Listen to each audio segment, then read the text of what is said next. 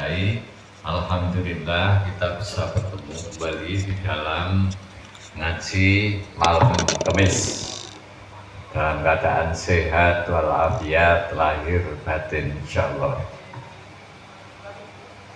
Sebelum saya lanjutkan, saya akan mengulang sebentar apa yang pernah kita kaji, yaitu yang pertama materinya adalah ahamiyatu syahadatain, pentingnya dua kalimat syahadat. Kemudian yang kedua materinya itu madlulu syahadah, atau yang dimaksudkan dengan syahadat itu apa. Kemarin kan sudah ya. Nah, berarti kalau asyhadu an la ilaha illallah itu asyhadunya sudah kita kaji. Sekarang kita akan mengkaji Allah. Allah itu bagaimana keajiannya, insya Allah akan kita bahas pada malam hari ini. Kata Allah itu bersumber dari lafal al-ilah. Ini saya tuliskan dulu manune ya, Pak, supaya jelas.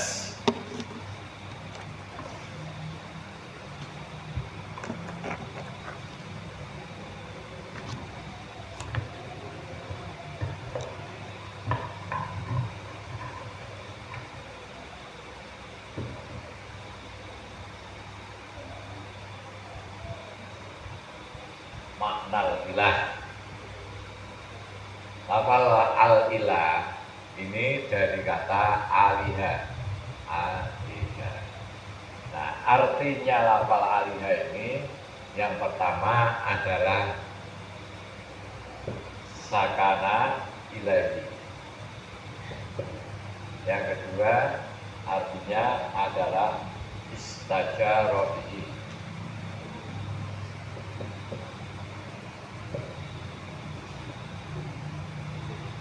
Dan yang ketiga adalah ishtaqo.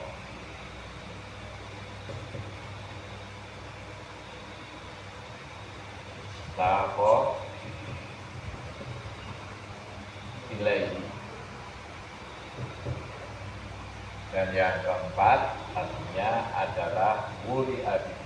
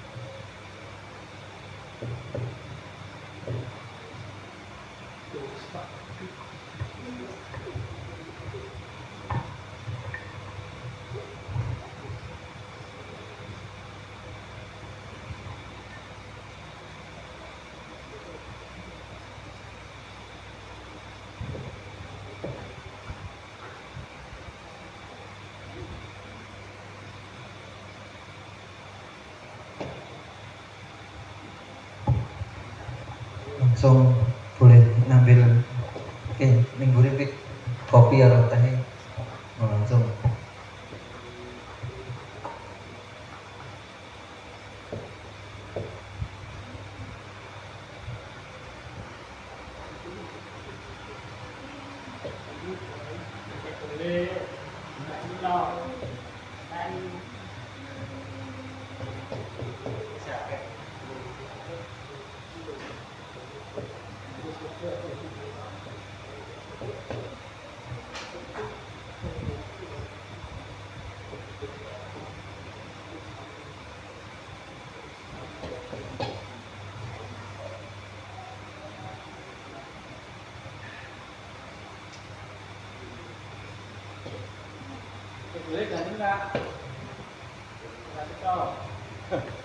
Ya, sama saya.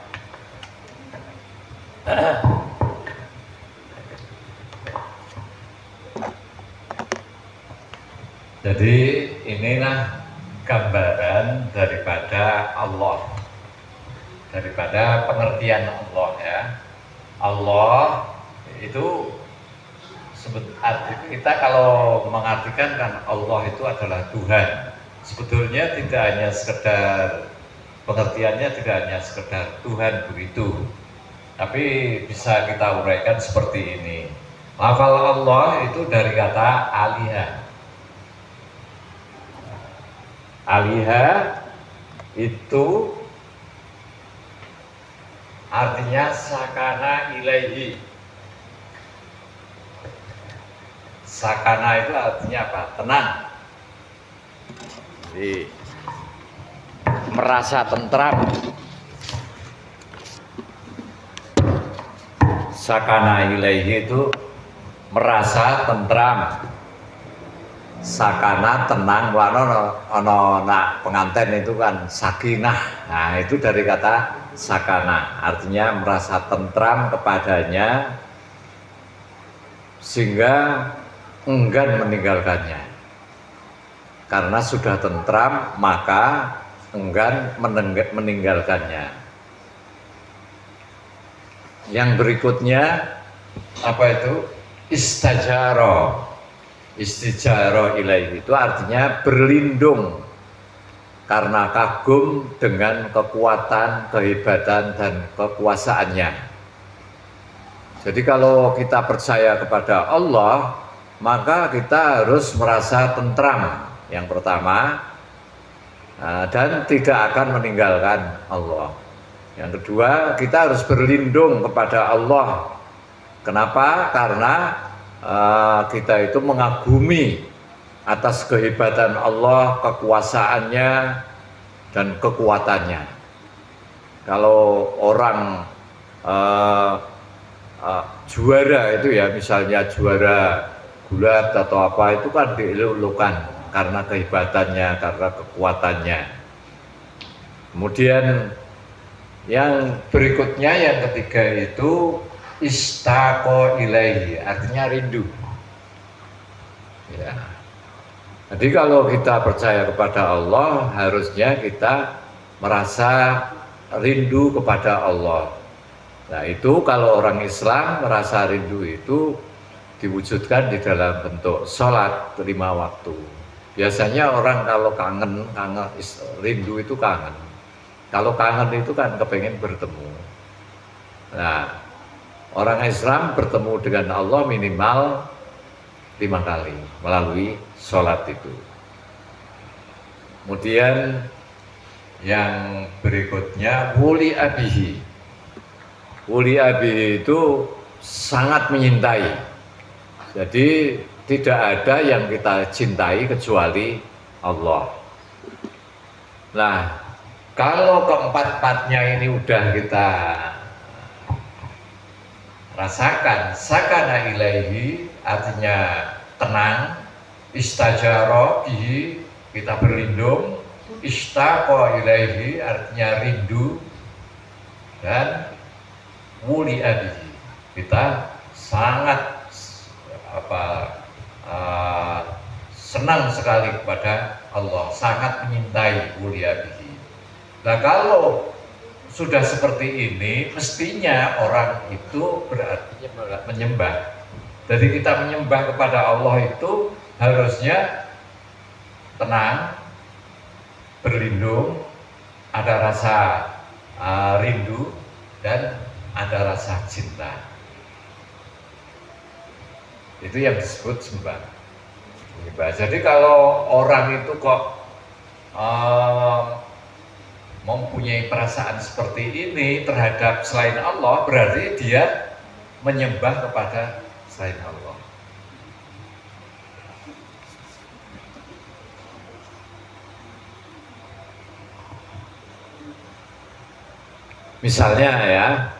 Misalnya ada seseorang dicintai, dan seorang itu kalau kita berdekat dengan dia kita senang, menyintai. Kalau jauh kita rindu. Dan kita juga berlindung kepada dia. maka berarti kita telah menyembah kepada orang tersebut. Nah, padahal orang tersebut selain Allah itu tidak ada yang sempurna. Nah, orang menyembah itu seharusnya kepada yang sempurna. Yang sempurna, kamalul mahabbah, kita harus senang sekali. Kamal sempurna hanya pada Allah cinta kita.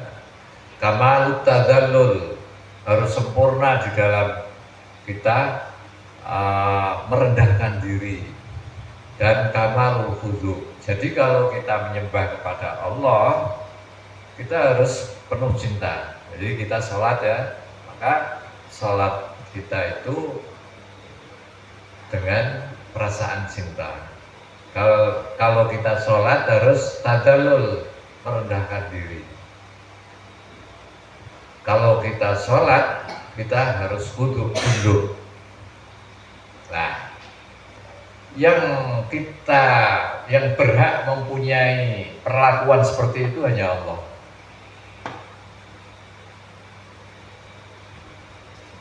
Kemudian al-ilah. Al-ilah itu artinya al-marhub. Ya, sahabat yang disenangi, yang dicintai. Al-marhub yang ditakuti, al-mahbub yang dicintai. Itu sama dengan al-ma'bud. Kalau abada itu menyembah, kalau al-ma'bud itu artinya yang disembah. Nah, yang disembah itu shahibul wilayah, yang mempunyai kekuasaan. Shahibut ta'ah, zat yang satu-satunya berhak untuk ditaati. Shahibul hakimiyah, yang berhak kita tunduki semua hukum-hukumnya. Nah, gambarannya seperti ini. Saya ulangi. Yang pertama sakana, itu kandungan daripada makna alihah. Alihah itu apa artinya tadi? Tuhan kan? Tidak cukup seperti al-ilah, itu artinya Tuhan, tidak cukup seperti itu. Tapi alihah itu artinya ada 4. 4 itu apa? Merasa tentram, terus kita berlindung dengannya, rindu kepadanya, sangat menyintainya. Nah, bila keempat ini sudah diketahui dan dirasakan atau diyakini, maka konsekuensinya kalau orang itu udah 4 itu meyakini, maka konsekuensinya mau menyembah abadahu, menyembahnya. Dan kalau orang menyembah itu berarti siap mengorbankan apa saja. Kalau perlu jiwa dan raganya pun orang itu berani mengorbankan demi cinta, demi yang dirindukan, yang menenteramkan, dan yang memenuhi kebutuhannya. Orang mengilahkan atau mempertuhankan sesuatu karena ia merasa bahwa sesuatu itu sempurna. Jadi kita menuhankan sesuatu itu karena sesuatu itu sempurna. Kalau tidak sempurna, ya ngapain kita mau menuhankan? Terus hebat. Kita menuhankan sesuatu itu harus hebat. Tidak ada yang bisa mengalahkan. Nah, kalau menuhankan sesuatu ternyata sesuatu itu bisa kalah, bisa mati, ya buat apa kita menuhankan? Kita menyembah kepada sesuatu itu harus yang menenteramkan, nah, yang bisa melindungi. Buat apa kita menyembah kalau tidak bisa melindungi kita dan tidak bisa menenteramkan hati kita? Jadi kita menyembah kepada Allah karena Allah itu bisa melindungi kita, bisa mempunyai kehebatan sempurna. Ya, karena seperti itulah maka kita menyembah Allah. Nah, Itu kalau Allah. Nah, kalau sesuatu selain Allah diperlakukan seperti ini, dianggap hebat, dianggap bisa melindungi, dicintai dengan sungguh-sungguh, maka orang itu sama dengan menuhankan sesuatu itu. Contoh ya, misalnya ada tokoh presiden lah, tokoh itu dipuja-puja oleh rakyatnya, dielulukan di mana-mana, karena dianggap presiden itu bisa memberi ketentraman, bisa memberi kemakmuran, bisa melindungi, dan dia taati, dan dia serahkan, korbankan apapun untuk bersama presiden itu, maka orang tersebut sama dengan menuhankan presiden itu. Jadi banyak orang itu tidak percaya adanya Tuhan, tapi sebetulnya orang itu menuhankan sesuatu yang dipuja-puja. Misalnya kamu lihat di negara-negara komunis, orang-orang seperti di RRT, di Rusia, kemudian Korea Utara, itu kan paham negaranya komunis, dan orang komunis itu tidak percaya kalau Tuhan itu ada. Tapi orang-orang komunis itu di dalam memperlakukan presidennya itu seperti Tuhan.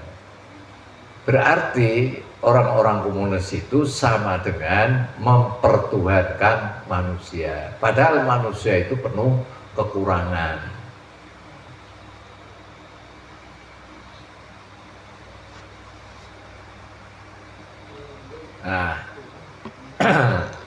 Nah, di dunia ini banyak hal yang diperlakukan sebagai Tuhan selain Allah atau bersama Allah, meskipun secara objektif tidak memiliki sifat ketuhanan sedikit pun. Seperti presiden yang dituhankan oleh orang-orang komunis, itu dia kan tidak mempunyai sedikit saja sifat ketuhanan. Ya makan, ya minum, ya sakit. Presiden apa, Tuhan sakit, Tuhan makan. Makan itu kan sifatnya orang-orang makhluk seperti hewan, manusia itu. Nah, ini bisa kamu lihat di ceritanya Nabi Ibrahim, ya. Kamu kan pernah dengar ceritanya Nabi Ibrahim, itu dibaca, itu adalah kisah Nabi Ibrahim mencari Tuhan.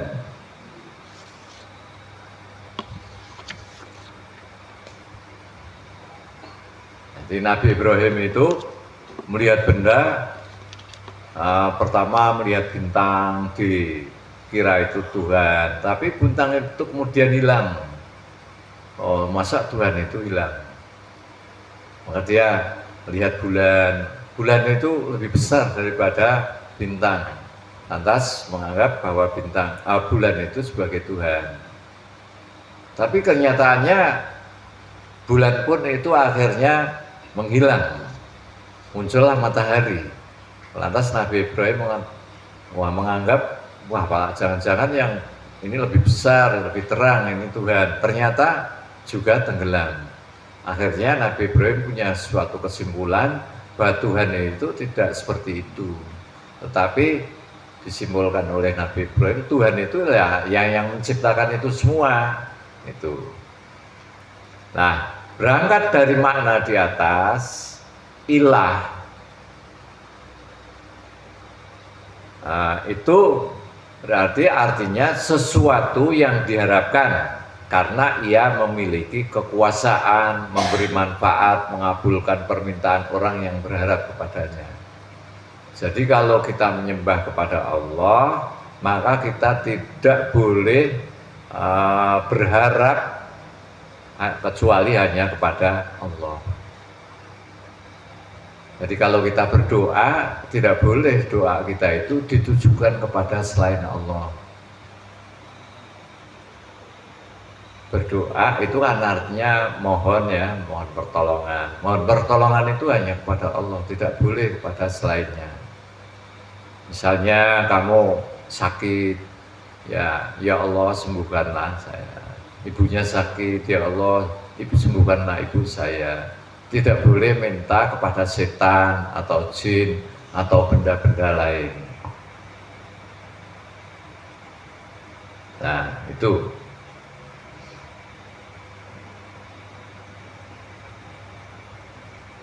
Nah, lebih detailnya lagi sampean nak sekolah kan ono aqaid 50 ra. Nah, wujud, kidam, bako, mukhalafatu lil hawadisi.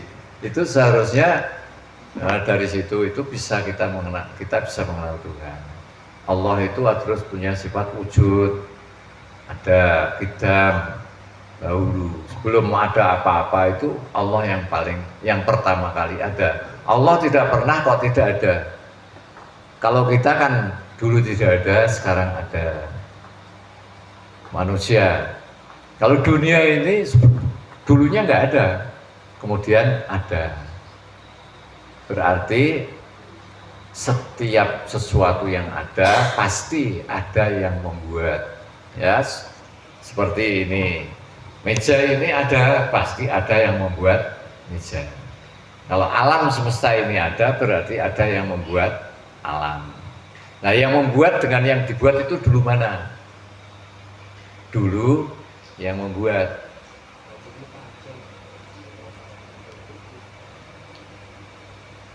Dan sifat Tuhan itu bako, kekal. Kalau tidak kekal namanya bukan Tuhan. Artinya kekal itu apa? Abadi selama-lamanya dan tidak akan rusak. Nah, selain Allah itu akan hancur, akan musnah. Kullu man 'alaiha fan. Semuanya itu akan rusak, akan musnah, akan sirna, kecuali wajah Allah. Jadi Allah yang kita sembah itu pengertiannya adalah semacam ini. Kemudian kita juga harus mengenal sifat mukhal, sifat yang tidak mungkin sifat itu dikenakan kepada Allah. Kalau Allah itu mempunyai sifat tidak, artinya dahulu, berarti Allah itu mustahil mempunyai sifat baru. Sesuatu yang baru itu berarti asalnya tidak ada menjadi ada. Itu namanya baru. Bukan kok baru itu, wah ini speaker ini baru, tidak seperti itu. Tapi yang disebut baru itu asalnya tidak ada lalu menjadi ada.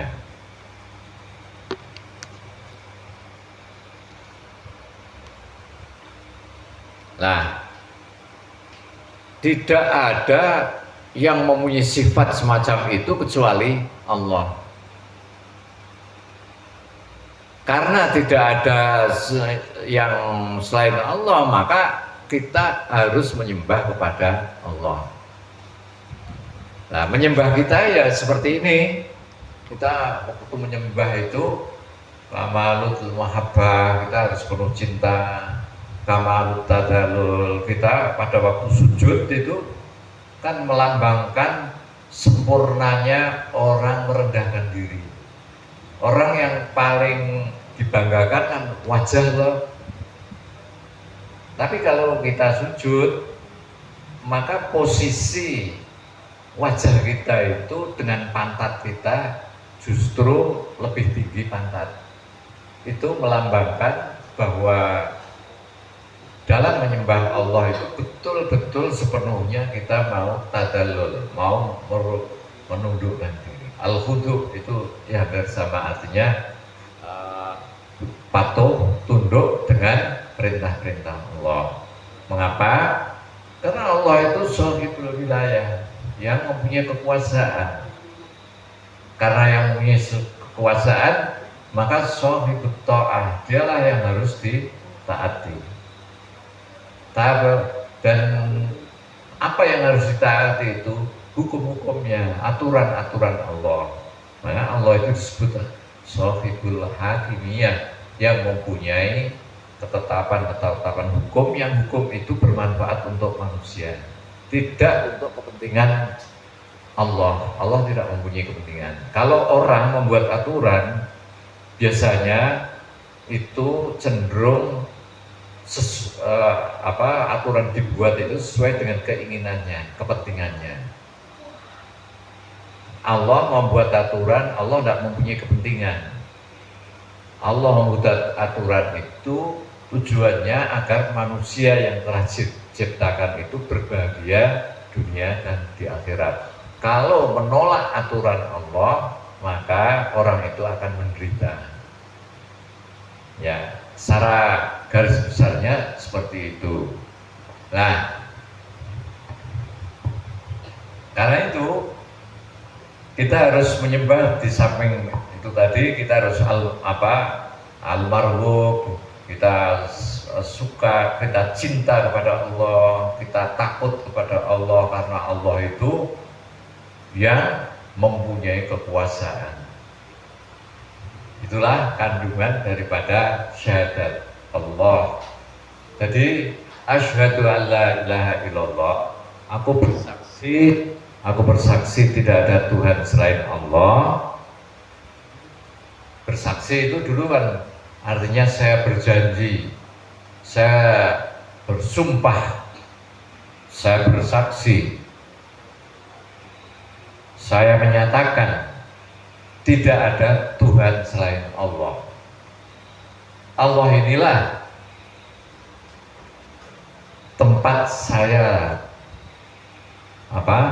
merasa tentram padanya. Allah inilah yang saya mintai perlindungan. Allah inilah yang saya rindukan. Allah inilah yang saya cintai.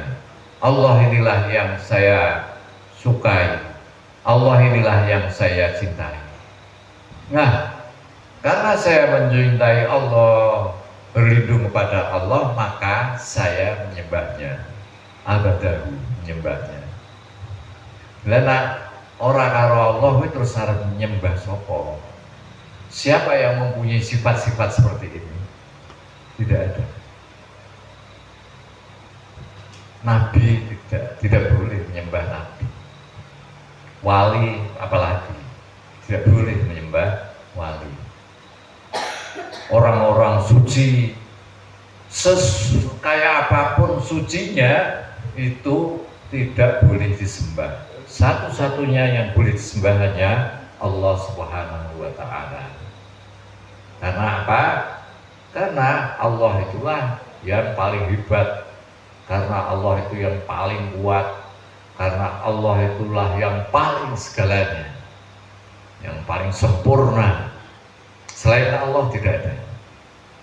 Maka ketika kita ucapkan syahadat, saya asyhadu an la ilaha illallah, saya bersaksi, saya berjanji, saya menyatakan bahwasanya tidak ada zat yang wajib disembah kecuali Allah. Mengapa? Karena Allah itu adalah shahibul wilayah, shahibut ta'ah, shahibul hakimiyah. Dengan menyembah kepada Allah, maka orang itu akan tentram, maka orang itu akan berlindung kepada Allah, maka orang itu akan merindukan kepada Allah, dan orang itu akan menyintai. Nah, inilah kandungan asyhadu alla ilaha. Jadi kita bahas makna ilah itu seperti itu, kandungan makna ilah. Sehingga ketika kita itu bersyahadat, orang Islam kan baca syahadat asyhadu an la ilaha illallah, itu tidak sekedar hanya aku bersaksi tidak ada Tuhan selain Allah, tapi juga kita rasakan bahwa konsekuensi daripada syahadat itu harus didasari oleh perasaan-perasaan seperti ini.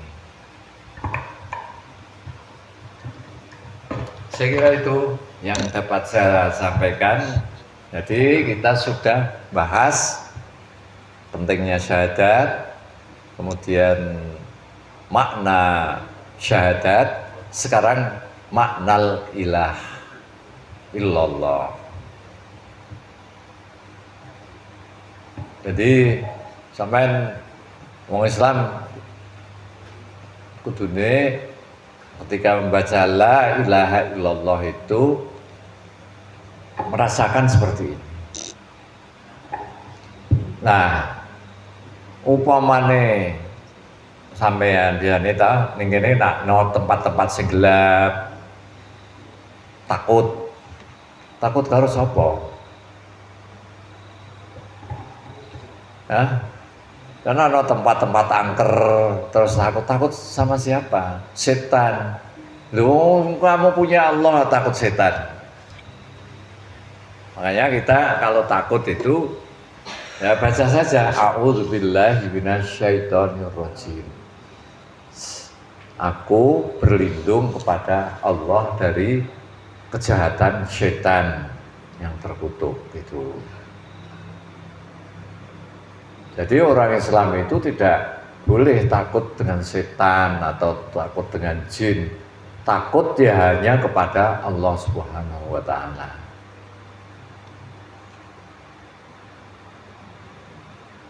Ya, saya kira itu, Bib.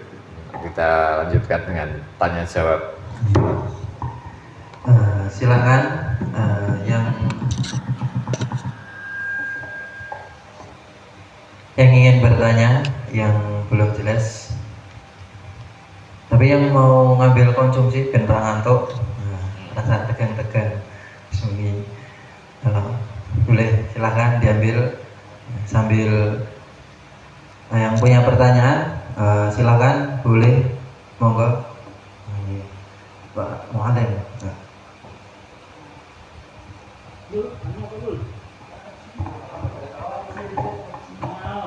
Assalamualaikum warahmatullahi wabarakatuh. Langsung saja ya, saya tanyakan, apa perbedaan antara lafaz ilahun dan juga lafaz Rabbun? Seperti di itu ayat kursi, Allahu la ilaha illa huwal hayyul qayyum, yang ilahunya, dan yang Rabbul itu di ayat alhamdulillahi rabbil alamin. Itu apakah ada perbedaannya atau gimana? Yang kedua, bagaimana cara menjelaskan kepada anak kita, terutama yang masih kecil, apabila mereka itu tanya tentang Allah, untuk jawaban yang mungkin bisa diterima oleh anak kecil. Matur suwun. Terima kasih pertanyaannya. Sebetulnya nanti kita akan bahas antara ilahun karo Rabbun, karena itu nanti akan melahirkan namanya tauhid uluhiyah, tauhid rububiyah. Itu ada bahasan sendiri, tapi tidak apa-apa, saya berikan suatu contoh yang sedikit. Ilahun dengan Rabbun. Lafal Rabbun itu sering dimaknani juga dengan pangeran. Lafal ilahun juga pangeran lah, terus kok podo? Sebetulnya berbeda. Kalau ilahun itu seperti tadi saya sampaikan ini.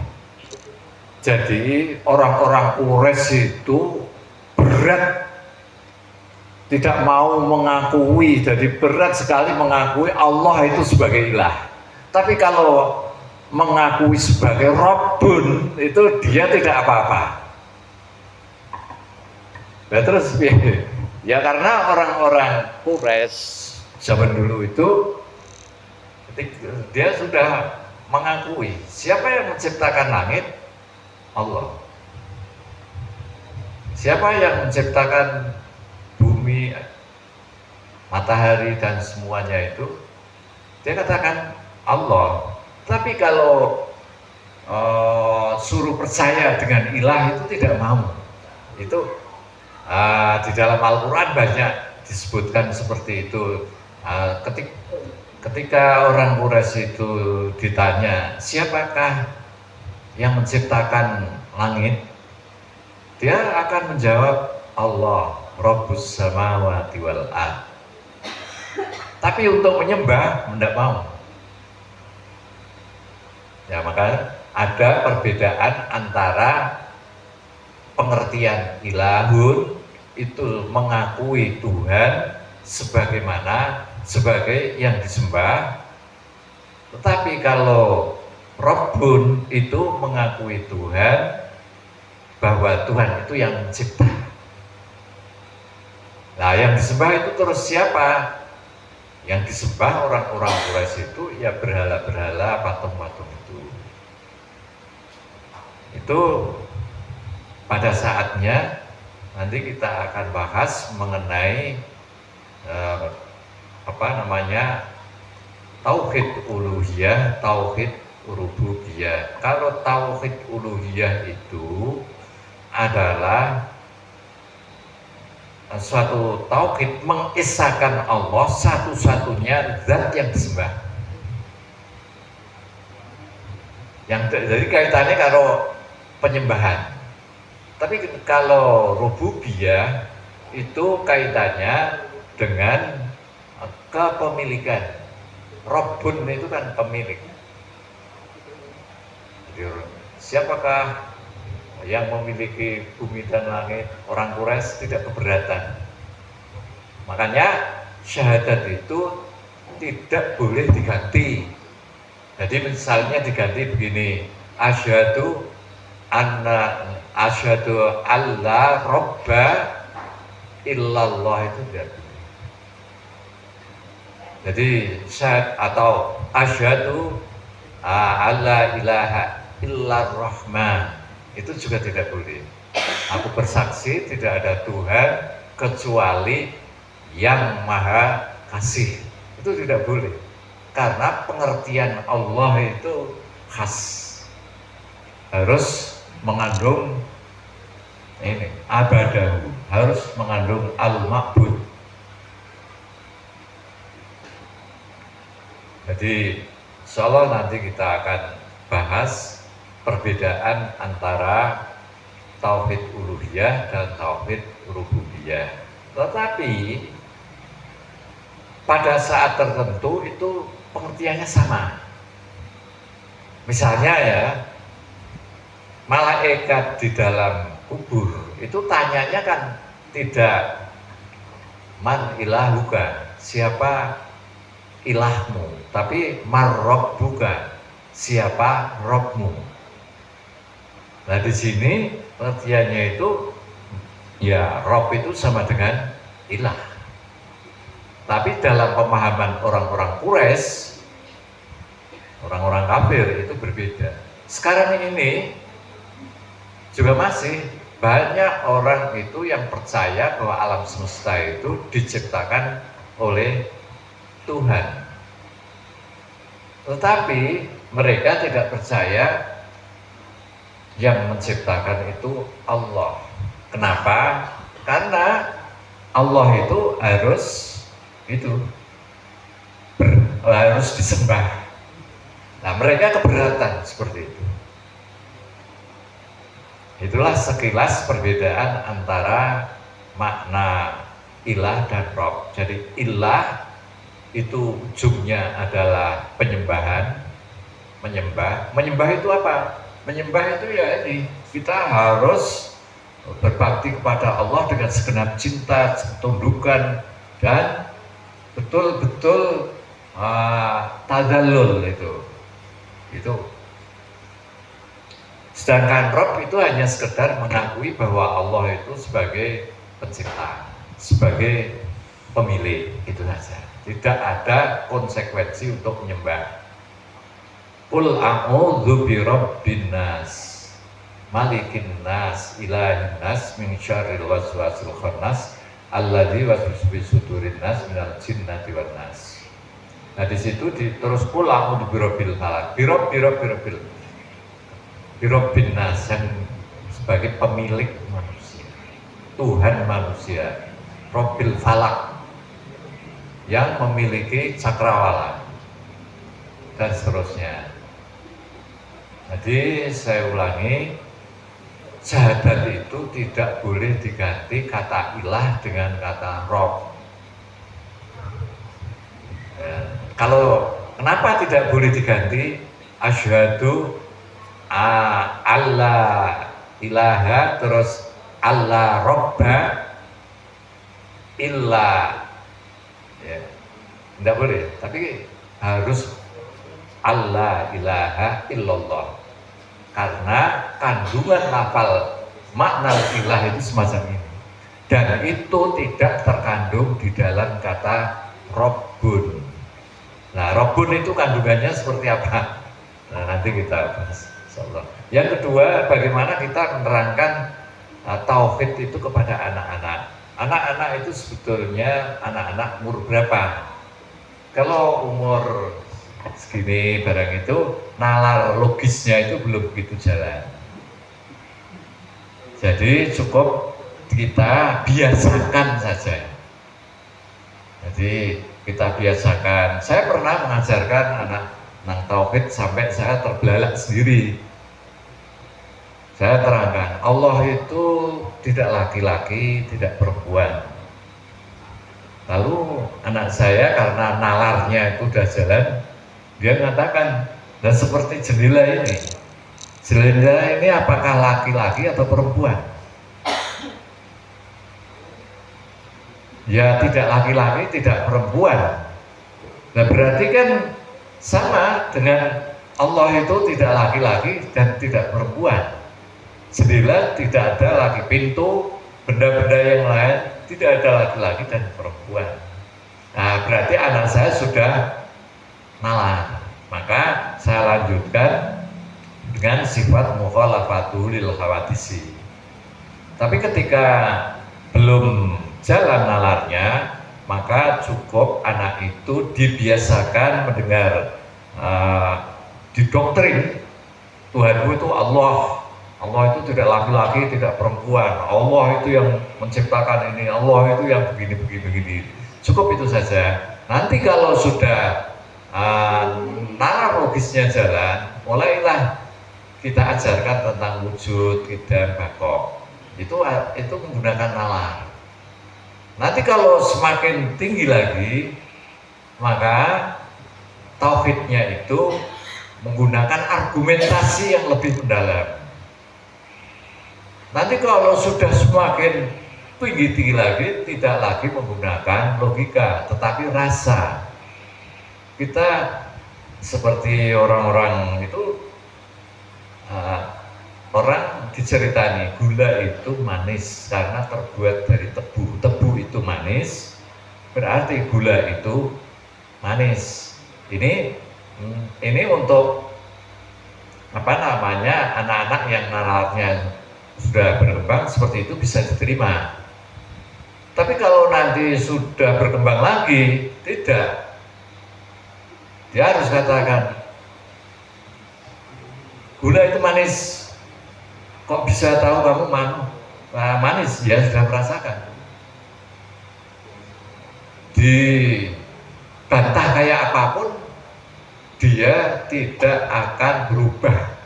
Kenapa? Karena telah merasakan.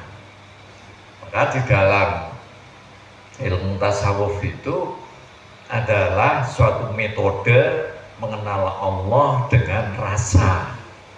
Kalau aqaid seket itu sebetulnya mengenal Allah dengan menggunakan nalar. Mana yang paling baik? Ya, semuanya itu baik. Jadi kita tidak bisa percaya kepada Allah secara membuta, tapi kita juga tidak bisa percaya kepada Allah tanpa merasakan.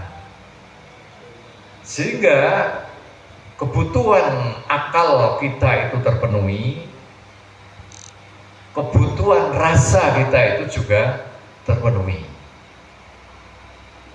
Nah, kalau cuman yang jenengan tanyakan umur berapa gitu. Kalau saya menjawab, masa masih saya cas ini ya wis pokoknya manut ini manut, dan dia betul-betul percaya dengan apa yang dikatakan oleh orang yang usianya di atasnya. Tapi nak juru cah mahasiswa itu didebat macam-macam. Nah, maka cara menjelaskan keberadaan Tuhan pada anak-anak sing wis mahasiswa nalar logisnya jalan itu menggunakan argumentasi filosofi, menggunakan argumentasi logis. Nah, itu dipelajari di dalam Aqaid 50 itu. Sayang banyak orang yang cuma hafal tinggal sholawatan tok, tapi tidak dipahami. Misalnya ya, itu kan ya, tapi suruh menjelaskan apa artinya kidam, apa akhirnya mukhalafatul lil hawadisi. Kuncinya itu di mukhalafatul lil hawadisi, bahwa Allah itu berbeda dengan lainnya. Ya seperti tadi saya ketika didesak oleh anak saya, jendela ini kan tidak laki dan juga tidak perempuan, dan Allah itu mempunyai sifat mukhalaf berbeda. Jadi berbeda dengan jendela. Jendela ini terbuat dari kayu, sedangkan Allah itu tidak terlihat. Kenapa tidak terlihat? Karena Allah tidak bertempat. Masa sesuatu yang ada tidak bertempat? Ya, yaitu Allah. Kalau selain Allah pasti menggunakan tempat, pasti membutuhkan ruang dan waktu. Selain Allah itu pasti. Tapi Allah tidak menggunakan ruang dan waktu. Aku ini bingung ngaji ini ono cah cilik-cilik, ono sing gede-gede. Iki terus piye iki? Jadi pendekatan saya ini mau awet ngaji iki terus piye iki? Kalau sak level mahasiswa KB malah aku enak. Sebetulnya persiapan saya itu persiapan untuk mahasiswa. Ya. Tapi nggak apa-apa. Jadi kan Soben kan besar juga. Mungkin sekarang tidak bisa menangkap. Saya yakin kalau ngajinya terus, lama-lama akan memahami. Dan kebutuhan sekarang terhadap melogikakan ajaran-ajaran Islam itu sangat penting. Walaupun toh logika itu pada akhirnya ketika tingkat spiritual seseorang itu sudah semakin tinggi, itu tidak butuh logika. Yang dibutuhkan adalah rasa. Dan untuk memahami Allah itu tidak ada batas, satu titik batas itu nggak ada. Ketika kita itu tadinya tidak kenal Allah dengan logika, lalu kenal, maka di sana muncul lagi satu ruang untuk mengetahui lebih dalam. Ketika satu rasa kita yakin dengan rasa, maka di sana masih ada titik lagi yang harus kita kejar untuk memuaskan hati kita mengenal Allah. Begitu seterusnya. Sehingga memahami Allah itu sebetulnya sesuatu yang asyik dan tidak ada habisnya, dan semuanya itu dilakukan sesuai dengan tahapan-tahapan upaya kita. Makanya kalau saya baca cerita-cerita itu, tahu nggak ono sing maca saking susah menggambarkan, itu akhirnya dibuat sebuah cerita supaya orang itu gampang menangkap cerita. Lalu cerita itu merupakan cerita perjalanan orang untuk mencari Allah. Kita nono musyawarah guru Fariduddin Attor. Siapa yang tahu moco? Itu kan nono burung kumpul, terus mencari Gunung Qaf. Wah, manggon ning ngono. Terus wah, aku dikritik karo Asop. Puasa apa? Kan mesti ono cerita niki ra tak kae cerita. Jadi itu cerita yang ditulis oleh Fariduddin Attor itu adalah cerita di mana orang itu rindu kepada Allah, lalu dilukiskan dengan burung-burung itu. Dan burung-burung itu banyak, tapi akhirnya yang bisa sampai ke Gunung Qaf itu hanya satu. Ya rata terus kayak udah dari mau sini cerita. Saya kira itu Pak.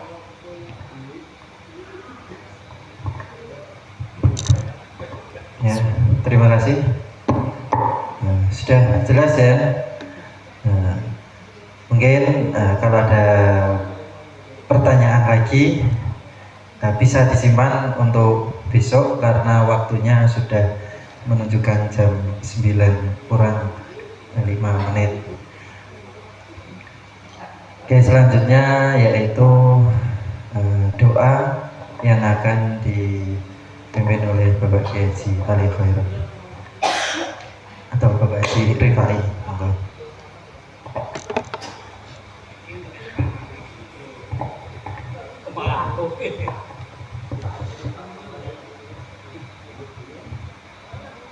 Ayo dungane. Iki Al-Fatihah. Alhamdulillahi Rabbil Alamin. Ar-Rahman Maliki Yaumiddin. Iyyaka na'budu wa iyyaka nasta'in. Ihdinas siratal mustaqim.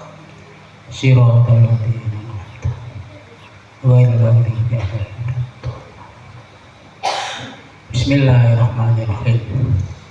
Allahumma shalli ala sayyidina Muhammad wa ala alihi wa sahbihi ajma'in. Allahumma ya Allah lakal hamd lakal syukru lakal hamd.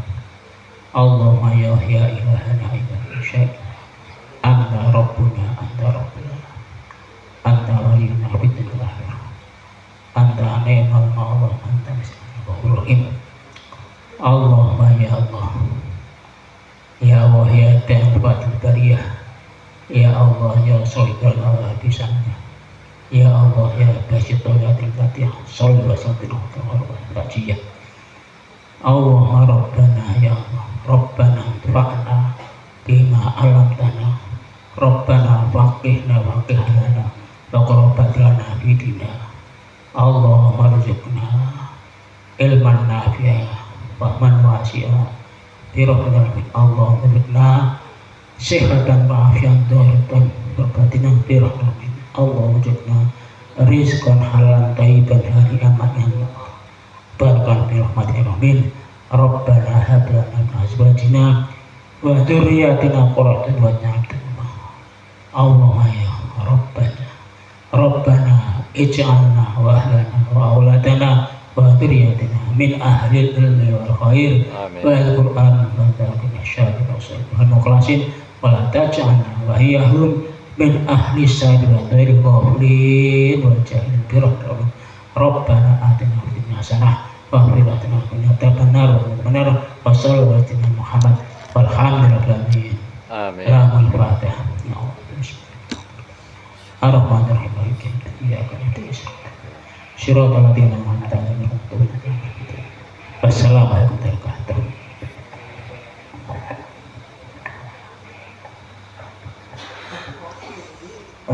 Selanjutnya yaitu penutup. Mari kita tutup dengan membaca Alhamdulillah Alhamdulillahirabbil alamin. Subhanakallahumma wa bihamdika asyhadu an la ilaha illa anta astaghfiruka wa atubu ilaik. Assalamualaikum warahmatullahi wabarakatuh. Waalaikumsalam warahmatullahi. Ya, silakan. Jajannya masih banyak, nggak boleh pulang sebelum habis ya. Yang bawah juga nggak apa-apa. Oke. Pak Rifki sudah menjadi bapak, jajannya sudah dibagi ya. Ya, silakan. Nah, woi, jajannya. Ayo, Mas. Monggo.